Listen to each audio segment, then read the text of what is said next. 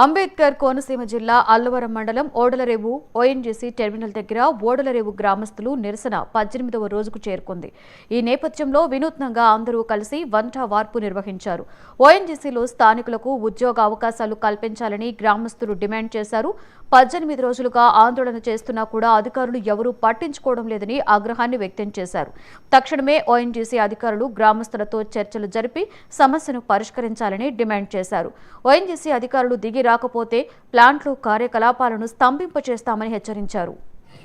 ప్రజా 3 సంవత్సరాలు 40 సంవత్సరాల నుంచి కార్యకలాపాలు చేస్తే అలాగే గ్యాస్ ఆయిల్ క్రూడ్ ఆయిల్ ఉత్పత్తి చేస్తూ గ్రామాన్ని ఒక గ్రామంలో ఉందంటే గ్రామాన్ని చేయాలి, అన్ని విధాల మౌలిక వసతులన్నీ కల్పించాలి. తద్వారా నిరుద్యోగులకి ఉపాధి అవకాశాలు కల్పించాలి.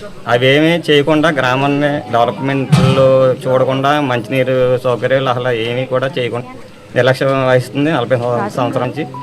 దీనికి ఉధృతంగా ఆల్రెడీ గవర్నమెంట్ అధికారులకి తెలియజేసాం 18 డిమాండ్లతో.